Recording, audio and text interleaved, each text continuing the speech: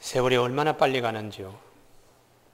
작년 추석 지난 지가 어제 같은데 또 이번 추석 지나고 또 어제 같습니다. 그래서 우리가 인생이 어떻게 살아야 되는가? 성경이 우리에게 말씀하시죠. 어떻게 살아야 되는가? 여기에 대한 답을 갖고 있지 않으면 늘 후회합니다. 인생을 어떻게 살아야 될 것인가? 그 추석 때에 제일 하지 말라고, 언제 결혼할 것이냐, 이런 말 묻지도 말고 이런 말 하지 말라고.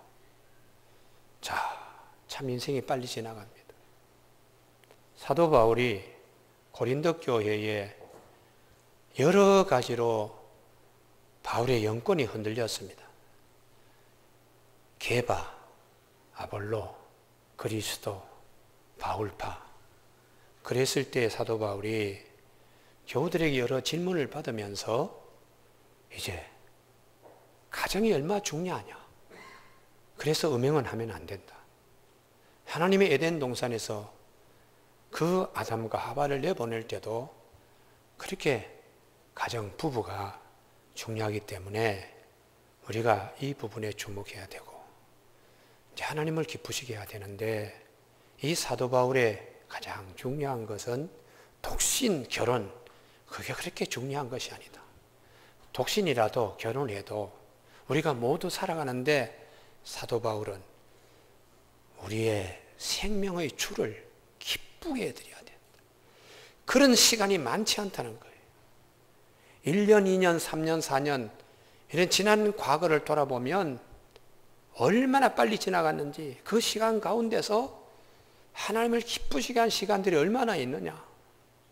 독신이냐, 결혼을 해야 되느냐, 재혼을 해야 되느냐, 그것보다 더 귀한 것은 독신이라도, 재혼을 하더라도, 결혼을 하더라도 하나님을 기쁘시게 하는 것인가를 먼저 생각하고 결정을 하게, 이렇게 말씀하고 있습니다. 그러면 사도 바울이 교회에 말씀을 할 때에 겉으로는 독신 결혼에 대한 문제지만 사도 바울, 대답하는 사도 바울에게 가장 귀한 영성은 무엇이냐? 하나님을 기쁘게 하는 것. 이게 주축을 이루는 겁니다. 할렐루야. 먹든지 마시든지 주를 기쁘게 하는 자, 사나 죽으나 주의 것이 되어서 주를 기쁘게 하는 자, 이런 자가 되어야 된다는 것이죠. 왜냐 그러면 오늘 이 본문에 보면은 우리의 행적이 다 지나가기 때문이라. 31절에 세상 물건을 쓰는 자들은 다 쓰지 못하는 자같이 하라. 이 세상의 외형은 지나갑니다. 이 외형이라는 이것은 흔적이라는 말입니다. 그러니까 사막의 낙타가 지나갑니다. 그 타조의 발보다는 큰 것으로 확 찍어놓고 걸어갑니다. 그러나 바람이, 아침에 불었던 바람이 다음날 아침에 되면 언제 낙타의 발자국이 있었는가, 흔적 없이 모래가 다 스치고 지나가면서 아침에 동쪽의 언덕이 서쪽에, 다음 날에는 서쪽의 언덕으로 와 있습니다. 우리 인생이 그와 같다는 것을 기억하면서 살아야 된다. 모든 지난날을 돌아보면 그때는 최고의 큰 흔적을 남기는 것 같아요. 그렇지만 지나고 보면 이게 지금 다시 그 흔적을 찾으려고 하더라도 찾아보기 어려운 것이 우리의 인생인데 어떻게 살아야 되는가? 사도 바울은 처음부터 끝까지 우리 다 하나님 앞에 섭니다. 우리 다 하나님 앞에 가게 됩니다. 그때에 그분이 기뻐하시는 일을 여기서부터 만들어가는 것이 중요합니다. 혼인을 하든 독신이든 간에 이게 이제 전체의 흐름이에요. 자, 그러면 사도 바울에게 있어서 주님을 기쁘시게 하는데 첫 번째 우리에게 오늘 감춰놓았던 말씀이 정직성입니다. 정직성. 25절. 처녀에 대하여는 내가 주께 받은 계명이 없으되, 이 부분이에요. 정직한 고백요. 주의 자비하심을 받아서 충성스러운 자가 된 내가 의견을 말하노니. 사도 바울은 내가 지금부터 말하는 것은 주님에게 계시를 받아 하는 말이 아닙니다. 상식적으로 커먼 센스, 상식적으로 내가 권하는 말입니다. 자, 바울의 영권이 지금 고린도 교회에 흔들리고 있습니다. 게바파니, 아볼로파니, 그리스도파니, 바울 선생님 말씀을 하는데 유창하게 설득해가면서 우리 마음에 눈물도 흘리고 뜨겁게 하는 아볼로 선생님보다 설교 웅변력이 약해. 이렇게 이제 평가를 하고 있는 바울에게 어떻게 하든지 비밀의 커튼 뒤에서 이건 하나님이 나에게 영권이요 하고 포장을 해서 이렇게 얘기할 수 있는데, 바울은 그게 하나님이 기뻐하시는 것이 아니라는 것을 알기 때문에 정직하게 교회의 이런 어려움 저런 어려움 앞에서 이건 하나님이 나에게 주신 계명의 말씀입니다, 이건 하나님이 나에게 주신 계명은 아니지만 내가 상식적으로 봐서 이렇게 권합니다 하는 정직성입니다. 오늘 우리 사회의 가장 큰 문제가 무엇인가? 정직성의 문제, 정직성의 문제. 뻔히 보입니다. 그래도 자기만 모릅니다. 자기만 이것을 무화과나무 이파리로 가리고 있다고 착각하는 그런 경우에 오래 가지 못합니다. 세상은 다 드러납니다. 오래 감추지 못합니다. 그래서 정직이라는 것은 하나님께로부터만 오는 귀한 축복입니다. 여러분, 우리가 습관적으로 거짓말하는 거, 그분 오래 가지 못합니다. 누구도 그를 인정하지 않습니다. 그래서 마귀가 주는 마음 세 가지가 있는데, 첫 번째가 부정직, 거짓말하게 하는 거예요. 그래서 에덴 동산에서 선악과를 따먹어 하나님같이 되리라 거짓말하고 있습니다. 그런데도 아담과 하와는 속아서 넘어갑니다. 얼마나 비참하게 에덴 동산 쫓겨납니까?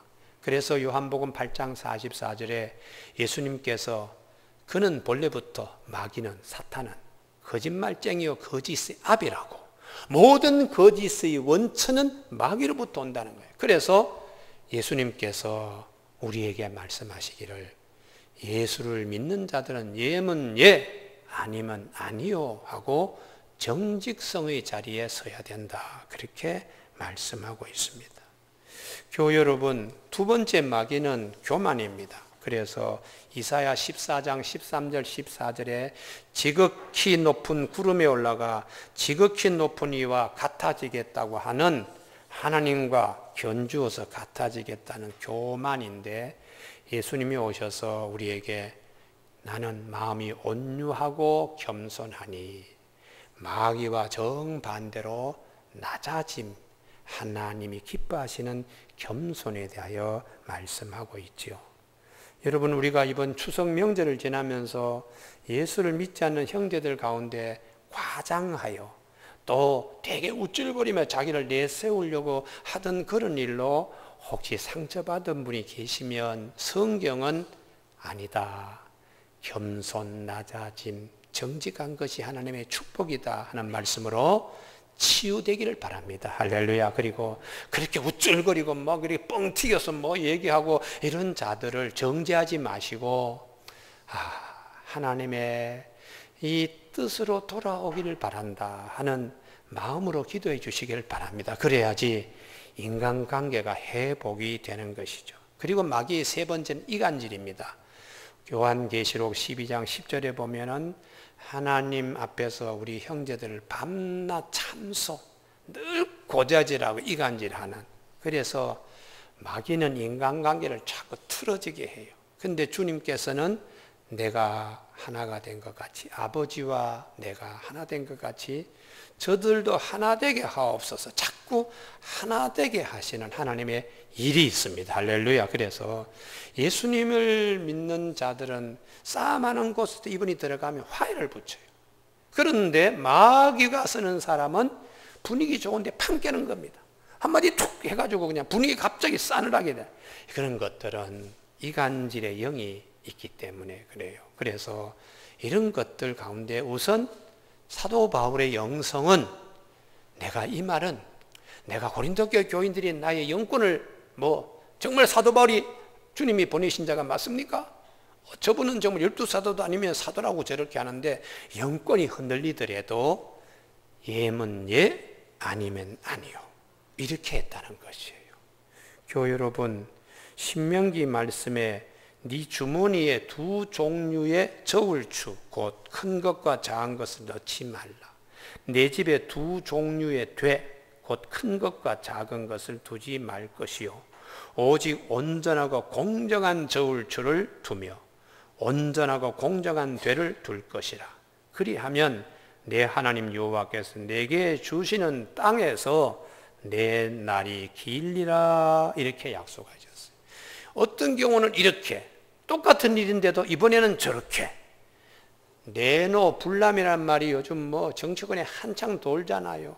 그게 다 주님의 신명기 25장 13절의 말씀에 저촉되는 거예요. 두 가지 저울을 가지고 때로는 이렇게 달고 저렇게 달고 이렇게 하면 안 된다. 그렇게 하되면 정치 생명도 곧 끝난다. 그리고 모든 일에 신용이 중요한데 그게 끝이 오래 가지 못한다는 거죠. 그래서 예전에는 그 나라의 천년 자원이 풍부한 것, 제1자본, 터키 같은 경우는 고속버스 타고 하루 종일 달려도 포도밭이 끝나지 않을 만큼 곡물 창조입니다. 전 유럽을 먹여 살릴 만큼 미리 생산되어서 만약에 터키가 곡창 지역에서 유럽으로 수출하지 않으면 유럽은 서너 달 만에 다 기근이 들릴 정도로 그렇게 농산물이 풍부한 나라이지요. 그런데도 세계 1등 국가가 되지 못한 것은 자동차 하나도 만들어내지 못합니다. 그러면 사람의 기술 솜씨, 제2자본, 사람을 길러내는 거, 이거 굉장히 우리나라가 여기에 치중했습니다. 제2자본. 그래서 집도 팔고 농토도 팔고 소도 팔고 해서 자식 공부시키면 안 되겠나. 그래서 우리가 훌륭한 인물들이 많이 나왔어요. 세계의 IT 산업인이 예술인이 다 빼어나는데 문제는 똑똑한데 정직한가. 그 머리 잘 돌아가는 것으로 사기치고 해킹하고 돈을 갖다가 이렇게 뺏고 이런 일에 쓰면 그것은 제2자본을 잘못 쓰는 겁니다. 그래서 국제사회가 제3자본, 신용도 이거 가지고 평가하는 거예요. 무디스가 그냥 대한민국의 신용등급을 얼마로 정합니다. 스탠포드 이 감정하는 곳에서 이 삼성전자의 신용도를 AAA로 정합니다. 따라서 국제적인 이 이자라든지 주식 채권의 값어치가 오르락내리락 하는 거예요. IMF가 봤을 때에 우리 교회 임창열 도지사님, 그때는 경기도 도지사예요. 전에 우리나라 경제부총리였어요. IMF가 봐서 저 아산만 앞에 유조선이 오고 LNG 운반선이 왔는데 저반을 시키질 않아요. 이거 석유 줬다가 달러 못 받으면 어떡하나 하고 배가 대기하고 있어서 이분이 경제부총리가 내려갔다는 거예요. 그래서 내가 이 나라의 경제부총리 내가 책임질게요. 저반하시오. 그래도 저반을 하지 않더라는 거예요. 그때 자기는 너무 상처받았다고. 야, 우리나라가 얼마나 신용도가 낮으면 저 배의 선장이 나를 이렇게 무시하는구나. 그때 자기는 아주 뼈저리게 경제부총리 있으면서 뼈저리게 참 체험했다는 말을 하시더라고요. 우리나라의 신용도가 그냥 떨어지니까 강남에 100억짜리 빌딩이 갑자기 그냥 30억, 40억이 되었어요. 그래서 국제적인 사냥꾼들이 일어나와서 론스탄이 뭐니 해서 톡톡 쉽게 했다가 신용도가 올라가니까 도로 100억이 되었어. 그분들이 그렇게 차액을 가지고 튀는 거예요. 그러니까 신용도가 얼마나 중요합니까? 우리가 이제 요즘은 대한민국이 신용도가 많이 높아지게 되었습니다. 어디 유럽에 어디 가든지 동남아 어디 가더라도 대한민국 하면은 신용카드 하나로 다 통과되는 나라예요. 할렐루야. 그래서 정직이라는 신용도가 얼마나 중요합니까? 그래서 예수님께서 결단코 어린아이와 같이 아니하면 천국에 들어올 수 없다. 어린아이의 가장 큰 장점은 정직성입니다. 예문예 아니면 아니요. 천진무구함이에요. 아무리 물질이 많고 아무리 권력을 가지고 있고 아무리 명예를 가지고 있다 할지라도 이 어린아이 가지고 있는 정직성에 비하면 아무것도 아니다. 주님은 너희가 결단코 어린아이와 같이 되지 않으면 천국에 들어올 수 없다. 돈 많이 벌고 사회적인 권력, 명예, 그 사람 하나님이 보실 때에 어린아이 가지고 있는 정직성 비교하면 권력도 명예도 물질도 다 후순위로 밀려난다고 하나님이 그렇게 가르쳐 주고 있습니다. 그래서 심령이 가난한 자 복이 있고 천국이 그들의 것이고 마음이 가난한 자는 복이 있고 그들이 하나님을 볼 것이라고 심령의 깨끗함을 주님이 말씀하고 있어요. 그래서 사도 바울이 여러분 지금 독신이냐 결혼이냐 재혼이냐 이혼이냐 이런 여러 가지 문제들 앞에서 결론은 하나님 기쁘시게 하는 일로 생각하십시오. 나도 여러분에게 이 문제를 지금 대답을 해야 되는데 하나님의 계시가 아닙니다. 내 가지고 있는 상식적인 선에서 제게 말씀을 드립니다. 이게 사도 바울이 하나님을 기쁘시게 하는 정직성이 오늘 우리 안에도 살아나면 어떤 기도도 응답될 줄로 믿습니다. 왜냐 그러면 하나님이 기뻐하시는 일이니까요. 하나님이 기뻐하시는 일이기 때문입니다. 두 번째에 사도 바울은 충성에 대한 말씀하십니다. 25절 처녀에 대하여는 내가 주께 받은 계명이 없으되 주의 자비하심을 받아서 충성스러운 자가 된 내가. 사도 바울은 주님을 기쁘시게 하는데 충성 항상 따라다녀요. 결혼, 독신, 재혼, 이혼 이 문제 앞에서 내가 주님을 기쁘시게 하는 충성된 자라가 된다면 혼자 지내도 괜찮고 그리고 결혼해도 괜찮고 재혼해도 괜찮다라는 말씀을 하고 있어요. 여러분 오늘 충성이라는 것은 보는 데서 잘하는 것이 아닙니다. 보는 데서 잘하는 것뿐만 아니라 더 큰 것은 보이지 않는 데서 잘하는 것이 충성입니다. 충성. 그래서 성경에 보면은 왜 아브라함의 노종 다메섹 엘리에셀인가 주인이 보지 않는 먼 갈대아 우르 지역에서도 주인님 생각만 하시는 우리 주인 아브라함이 정말 이런 좋은 하나님 앞에 복을 받으면 지금 내가 하는 기도가 응답되게 하시옵소서. 주인은 지금 먼 곳에 있습니다. 가나안 땅에 있습니다. 갈대아 우르 지역에 와서 주인은 보지 않는데도 마치 주인이 곁에 있는 것처럼 그렇게 기도하는 거예요. 이게 충성된 것이죠. 세상에 많은 사람은 얼굴 앞에서는 온갖 짓을 다 합니다. 기쁨조가 됩니다. 돌아서면 칼을 뒤에 등지고 언제 찌를까 하는 것이 세상이잖아요. 그래서 회장님이 이 사람을 믿을 수 있다고 참 사원에서부터 사장에 이르기까지 길렀는데 이직을 하면서 배신하고 그리고는 경쟁 기업에 가서 이쪽 기업 정보를 다 넘겨주고 이럴 때에 얼마나 그냥 비통한 인간관계가 되겠습니까? 그러니까 보이지 않는 데서 더 잘해야 돼요. 왜 밤에 옷 따로 입고 왜 밤에 다른 사람 데리고 들어가서 컴퓨터 하드디스크 뽑아내고 왜 그렇게 합니까? 부끄럽습니다. 부끄러워요. 정직해야지요. 많은 사람이 보는 데 앞에서 아무도 보지 않는 데서도 똑같으면 절대로 두려울 것도 없고 속일 것도 없어요. 충성은 보이지 않는 데서 잘해야 합니다. 남이 보지 않지만 하나님은 보시기 때문에 그렇습니다. 그래서 예수님께서 달란트 비유합니다. 주님께서 달란트, 5달란트, 2달란트, 1달란트를 맡기고 먼 나라에 가서 주인은 보이지 않지만은 5달란트 남긴 자는 주인이 없어도 잘했습니다. 1달란트 남긴 자는 주인이 없으니까 아무것도 하지 않았어요. 악하고 게으른 종이라고. 착하고 충성된 종은 주인이 보지 않더라도 한결같이 잘하는 것입니다. 그래서 요셉 같은 경우는 그가 주인이 없어도 잘했습니다.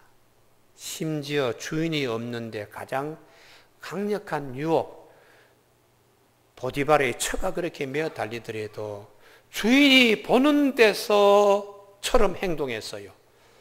마나님, 주인의 아내입니다. 다 주인이 금한 것 없지만 당신은 주인이 금하였습니다. 우리가 하나님이 보시는 앞에서 어떻게 이렇게 죄를 저지르겠습니까? 이게 충성이죠. 그러니 하나님께서 주인이 보지 않더라도 이렇게 잘하니까 애굽의 총리를 맡겨도 잘할 수 있도록 하는 것입니다. 성경에 보면 솔로몬이 가장 반한 인물이 술라미 여인이에요. 자기 집에 포도밭이 예루살렘에서 떨어져 있었습니다. 그런데도 주인이 보지 않는데도 소작인의 딸로서 얼마나 포도밭을 여기 뛰어다니고 저기 뛰어다녔으면 우윳빛같이 뽀얀 살거리 게달의 그 까만 색깔 가죽처럼 그렇게 시꺼먼 피부가 된 것 보고는 솔로몬이 어느 날 불시에 갔더니 그 처녀 하나가 그렇게 뛰어다닌 것 보고는 그냥 가슴이 울렁거렸어. 이야, 참 저렇게 충성스럽냐. 나도 하나님 보시는 앞에서 저렇게 돼야 되지 않겠는가 하고 부른 노래가 아가서입니다. 아가서.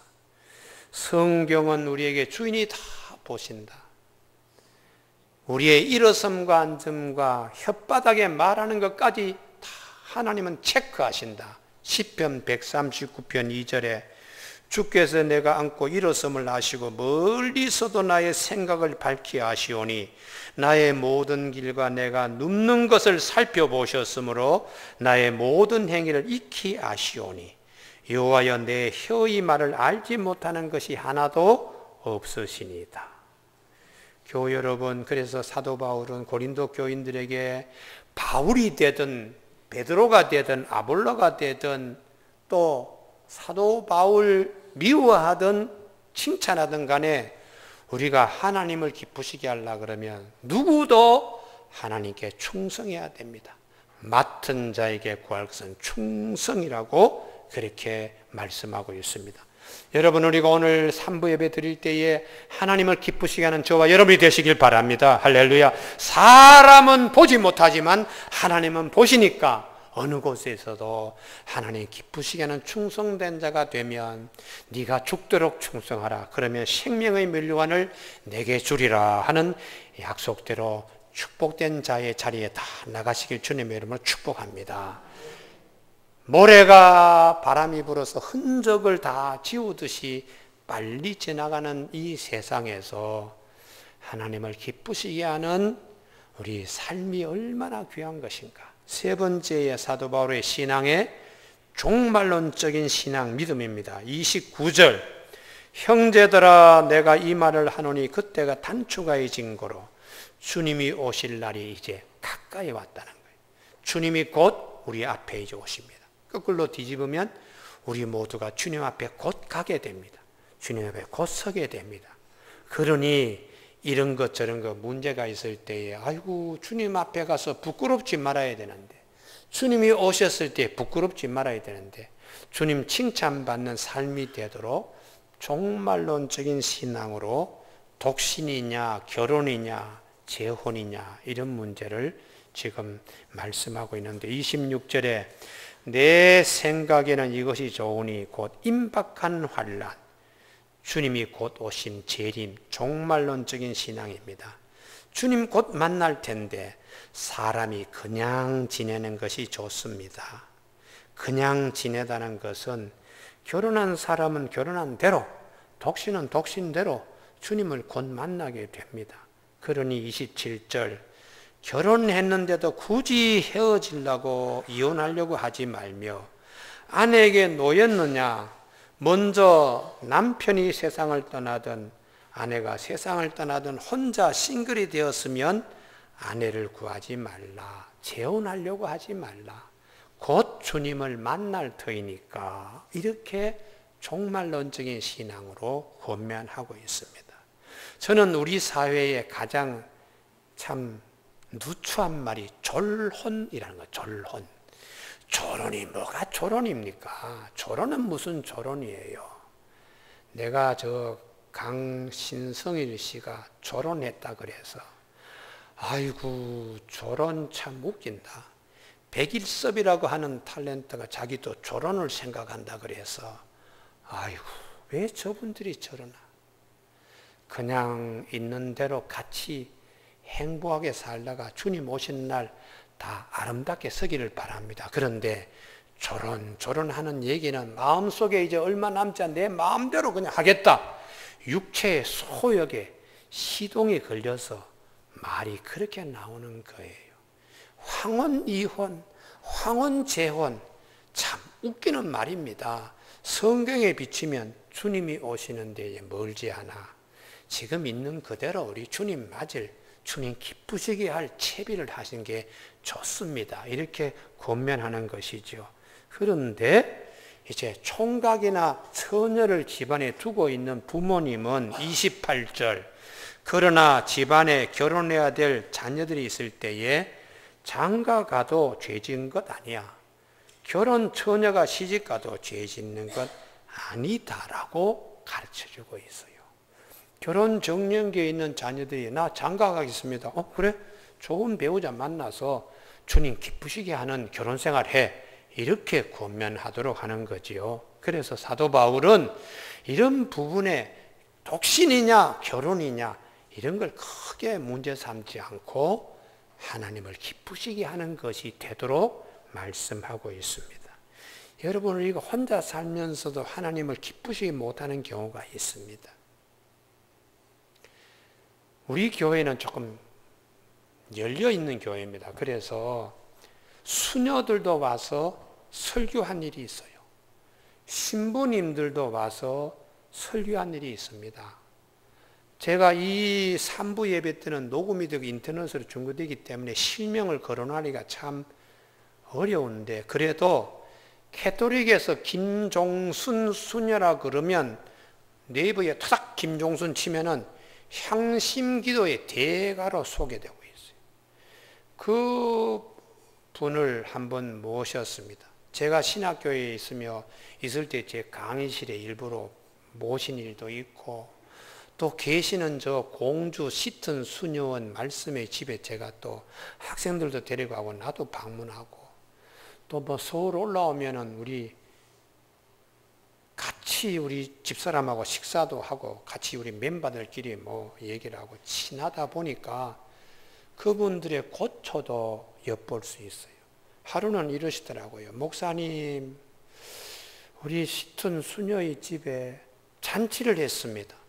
그래서 왜요? 했더니 아이고 은퇴한 수녀님이 우리 수녀원에 한 3년 계셨는데 떠날 때 우리가 다 박수 치면서 잔치했다고.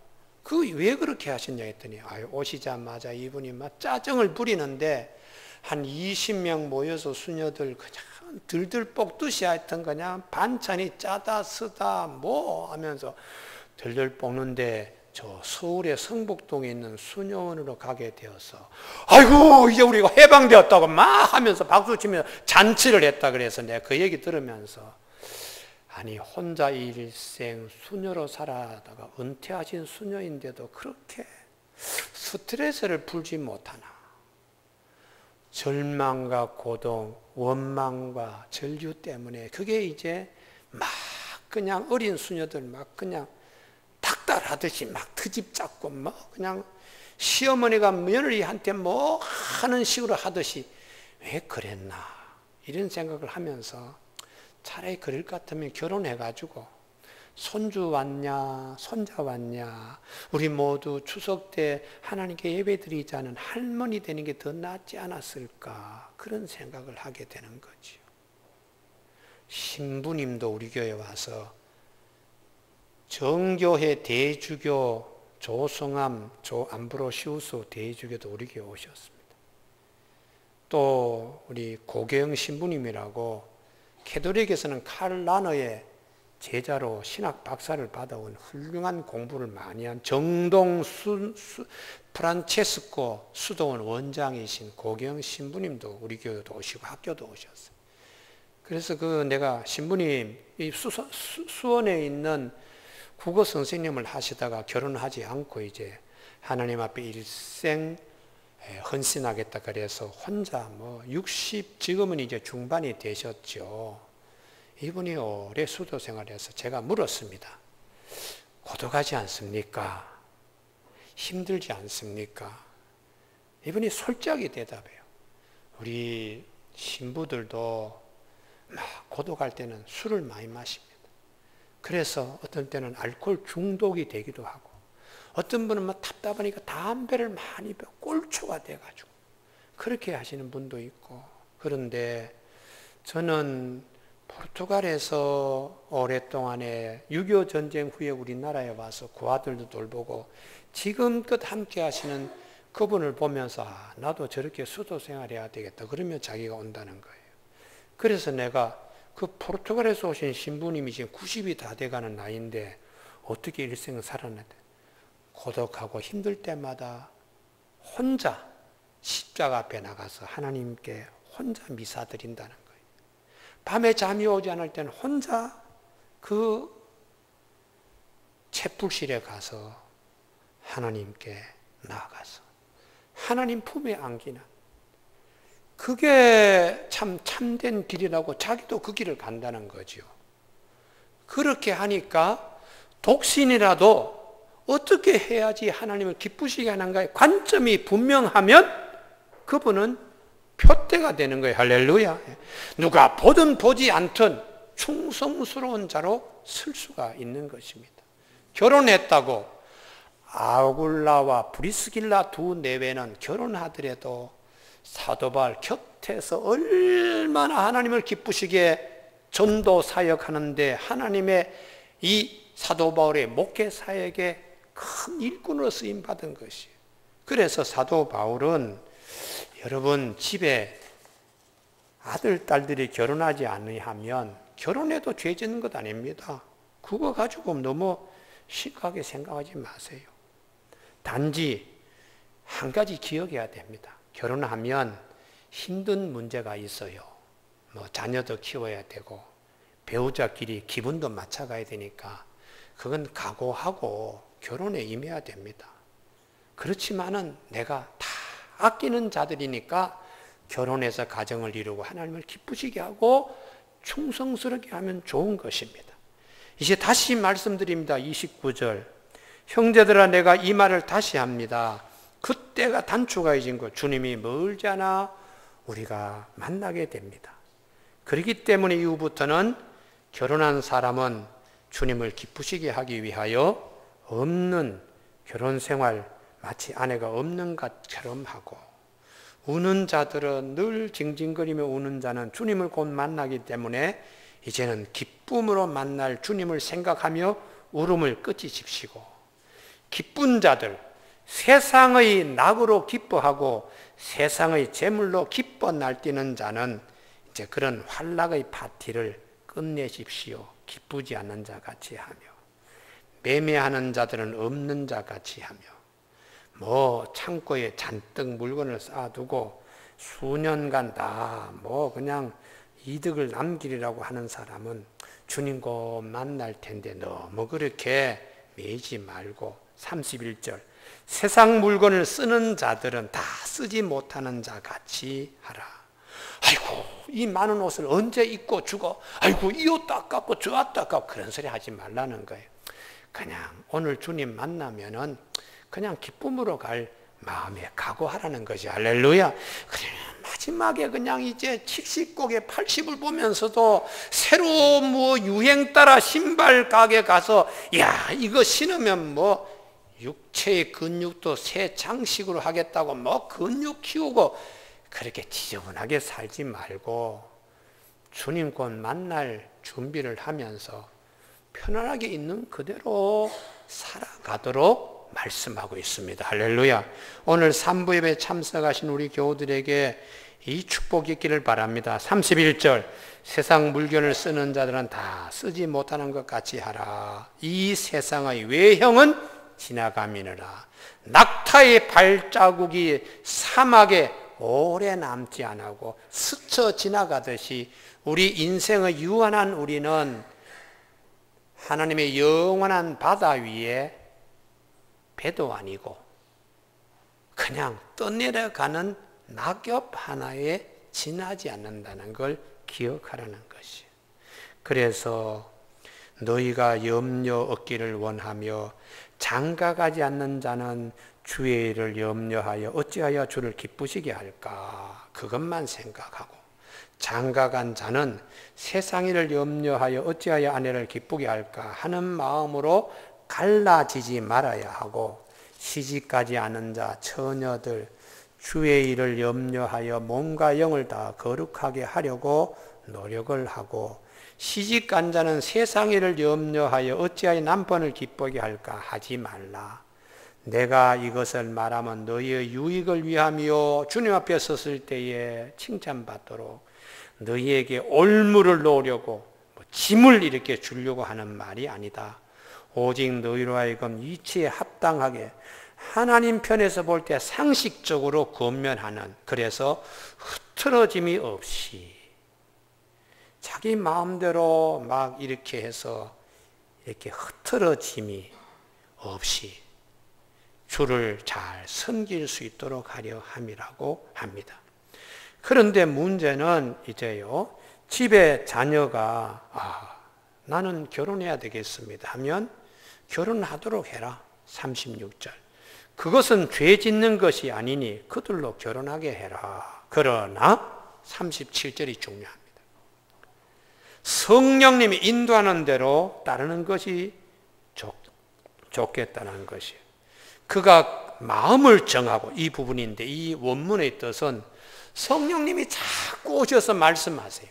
그래서 성령님께서 내 마음에 오셔서 말씀하셔서 그분 앞에 내가 무릎을 꿇고 앉아 있듯이 마음을 결정하는 것입니다. 내가 아무리 기도하더라도 얘야, 하나님이 너에게 너는 혼자 살면서 하나님을 잘 섬기라고 이렇게 한다. 이 마음을 자꾸 줬을 때 아들을 불러서 야, 너 떼제 공동체에 가서 수도사가 되면 어떻겠니?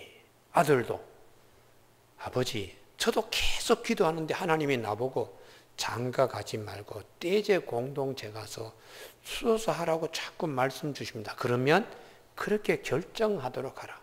성령님의 음성을 들어서 서로 아버지와 아들, 어머니와 딸이 그렇게 하나님의 음성 들으면 들은 쪽으로 결정하라고 하시는 거예요. 이게 이제 주님을 기쁘시게 하는데 성령에 따라서 모든 걸 결정하게 하는 성령이 주장하시는 자가 되라고 하시는 겁니다.